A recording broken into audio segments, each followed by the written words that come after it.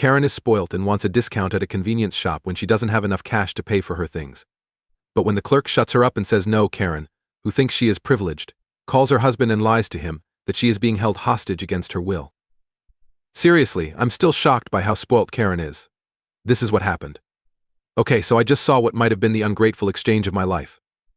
I am a 40-year-old woman who was at my local grocery store talking to the owner. She needed help with her homework and asked everyone to help her understand it. They know me very well because I'm there almost every day. Well, the spoilt Karen, who is probably around my age, walks in and starts picking up things and throwing them on the bar, ignoring the other customers who are already there.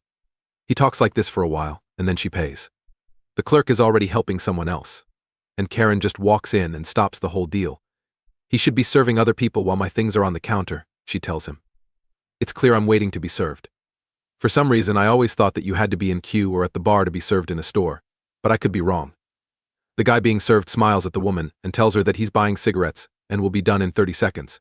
He asks her to wait while he does his business. The woman huffed and puffed after hearing this, and then she turned to me and said, "Can you believe how stupid some people are?" And I couldn't help but laugh before I answered. And I told her no, but I really liked the irony. Trust me, she didn't get the joke. The man has already left, and now the cashier is ringing up her things and putting them in bags. A few $100s. As it turns out, Karen was being cocky and only had $25 on her, so she told the guy that he could take it because that was all she had. He told her that he would take it as long as she took enough things away to cover her bill. And this woman had a temper tantrum that I have never seen in my life when he said that. She screamed, "I need everything, you can't take away what I need. What do you think you are? I'm calling my husband." The clerk didn't miss a beat when he sent that. He answered, "Well, make sure he brings his wallet now that the feeder production is over. My kid and I have forgotten all about our chores and are enjoying ourselves."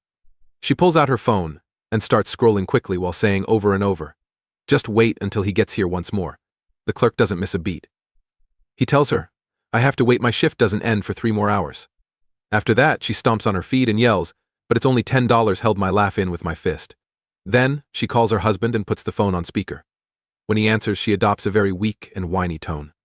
She tells him, "Baby, I'm in this store with 2 other women and the clerk is holding us hostage. You need to come save us." But this guy must know all about what his wife is up to, because he answers in the most uninterested way you can think of. He tells her that she can't really be held hostage and still use her phone without an ID. At this point, I couldn't hold back my laughter, and 3 people were laughing at Karen's haughtiness. She then sheepishly admitted that it was the first one.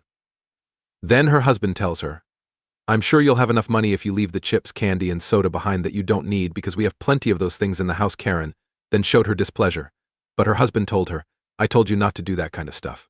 Your birthday's off because you said one more word." Then she stomped her foot again as the suggested item to pay the bill.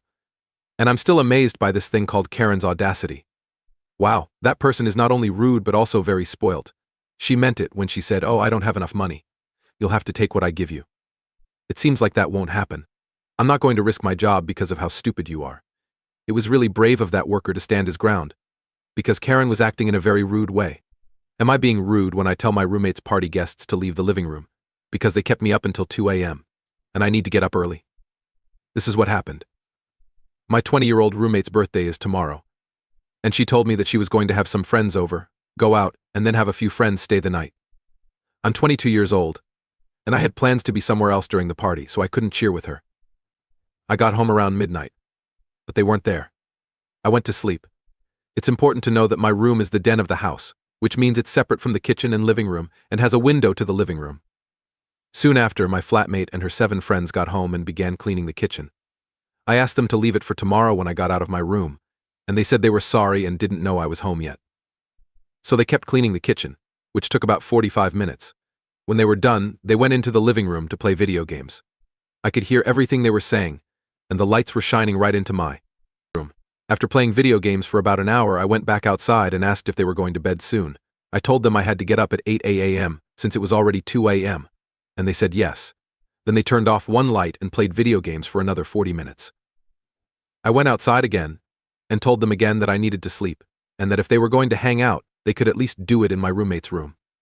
They either left or began getting ready for bed at this point. I'm not sure if my irritation was justified. I mean, we haven't agreed on a bedtime. Also, they were in the living room and not my roommate's room because that's where the TV is. It might be important to know, though, that I own the TV. It's only been a few months since we moved in together, but she often has her friends over. She's woken me up before, and I'm sure it won't be the last time. Is it rude of me to tell them to leave the living room? What should I do?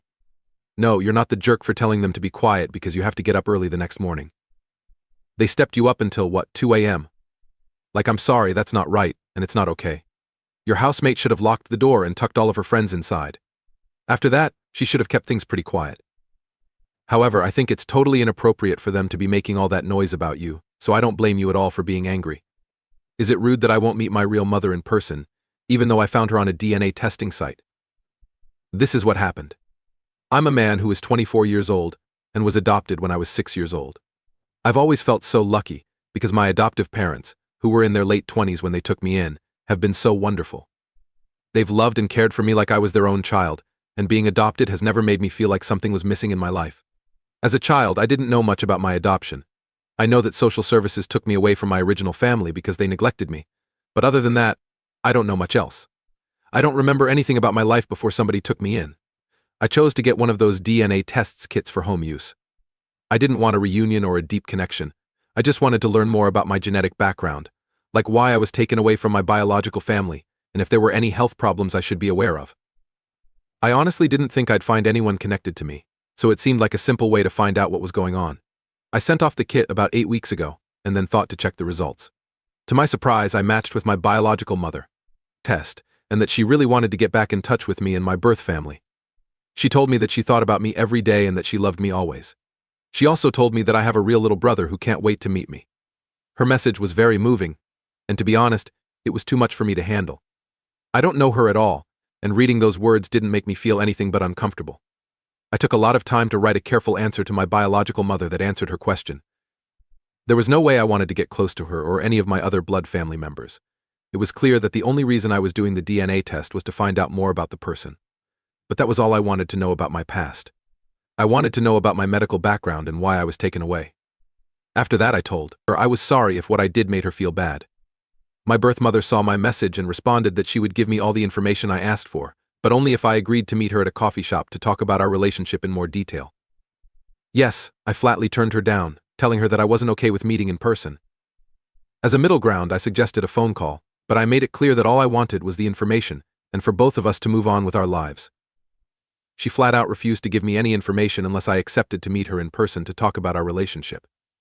When I told my best friend about this, she said I was being unfair to my real mother and took her side. She said that by joining the DNA site, I had pretty much invited this to happen, and that staying away from my real mother now would be like playing mind games with them and leading them on. That being said, am I the jerk here? What should I do? First, let me tell you that your best friend is a fool. Second, you are not the jerk. You didn't ask for any doors to open in your life. It's to find out about your medical background and avoid getting back in touch with your unpaid mother. Seriously, she forgot about you. And then, hey, congrats, you went off with someone else. And thank God you did, because it sounds like your real family is great for you. You didn't ask for this door to open in your life, so no. Besides that, why does this DNA kit let people message you that they think you match up with? If you don't want people to know that you're connected to someone in Missouri or something, is there no way to do this in private? I don't know, maybe that's just me and I'm just a very private person. Or shoes, I'd really need some space to go ahead with this. Also, the fact that your biological mother won't tell you anything until you and she talk about your connection is very unhealthy. But I thought, wait a minute. What relationship is this woman talking about? There's no doubt that she wasn't a good mom. She wouldn't even agree to a phone call to have this conversation. She insisted that you be there in person. This makes me think that she's trying to get you to join her family by making you feel guilty, which is not okay at all. I don't think you're being a jerk, and I think you have every right to turn down this request. Am I a jerk for telling my family that my wife and I will no longer be going to their regular dinners? Because of how badly they treated my wife, I've decided that she will always come first. And these people will never talk to her like that again. This is what happened. Our family has had monthly family dinners since my dad was a child. These aren't just any family meals, though. My brothers and I did it with our family when we were kids, too. They would come over, and we would all have a nice dinner together. As my brothers and I got older, we still did it. But instead of having branches break off and do their own thing, like we used to, they decided we should include our partners and spouses, as well as all of our kids. By the time I was 19, my family had decided that each person would host once a month to make things easier. To be a part of them at first. In the beginning of our relationship, I did the cooking. After a while, she took over because she wanted to. Before this, my family seemed to get along with my wife, but they were too critical of her cooking, except for my two younger brothers. She tried to make them happy, but it didn't work. They told her she should cook better or just something different, even though I told them they could be nicer. Even though my wife didn't make anything they don't eat, something was still wrong. Don't trust. A few months ago, we had people over, and I told my wife that we were going to act like I cooked, just to see what was going on. She told me she thought they didn't like her food, but I told her that no one else had as many complaints as they did, and they even said bad things about the steak and potatoes that everyone else seemed to love. She went along with the plan, and when my family thought I cooked it, you know what happened? They loved it so much. They said it was different because my wife had let a real talent take over. It was so good, and all that nice stuff. But my younger brother and sister didn't believe them. Instead of saying anything, they just watched the rest of the family dig a hole. When my family found out it wasn't my food but my wife's, they tried so hard to take back everything nice they said. There was a nervous silence during the rest of dinner, and my wife's eyes opened. She heard that I was done with dinners and that she was the most important thing to me. My younger brother and sister and I could still have dinner with us sometimes because she felt a little bad. Anyway, my parents and brothers started to wonder why we didn't show up to last month's dinner or this one. I told them all that we weren't going to go again, but missing two made it really hit home. They told me we had to be there, but I told them not to bother me again. They were rude to my wife, and I told them they ruined what they were trying to do by being such jerks to her. They told me I was exaggerating, making bad decisions that hurt our relationship, and being mean to them because I didn't like my wife's food. They won't get it. Some of it also upset my wife, but I've tried to comfort her. That being said, am I the jerk here? What should I do? There is no doubt that you are not the jerk. However, your family and anyone else who is criticizing your wife are. It's clear that this has nothing to do with her cooking skills. It's clear that they don't like your wife and are after her to make her feel bad. You proved your point right then, and thereby saying, oh yeah, I made the food tonight, but your wife is really the one who did it. Then they try to change the subject by saying, well, we don't actually like it, it makes me wonder what you're on about. What's wrong with you people? It's clear that they have some kind of secret thoughts, and the way they choose to act is seriously wrong. Not at all. I don't blame you for not going back to those pointless dinners because it was clear they were only there to make fun of your wife. I would have done the same thing if I were you. My fiancé used a laundry soap that I am definitely allergic to, and that gives me a lot of health problems. I changed my will so that he wouldn't get anything from my estate if I died because of his carelessness. This is what happened. My fiancé and I just bought a house together, and his family gave us some simple gifts to help us get settled in. His grandma gave us a huge box of laundry detergent as a gift, but this is where the trouble begins. I used to be very allergic to most washing detergents, and I still am. Itching or something like that isn't what I'm talking about. I'm talking about things like throwing up and losing consciousness. I've been hospitalized more than once for this already. I'm not allergic to either of the two types we're using now, but he keeps saying they don't smell good. That might be true, they're not very fragrant, but I remember him putting a lot of fabric softener on his clothes just to make them smell good. I offered to slowly start using new washing detergents because he keeps complaining and those two are hard to find in his home country. But I won't be able to do that for a while because I'm 8 months pregnant and scared of what might happen.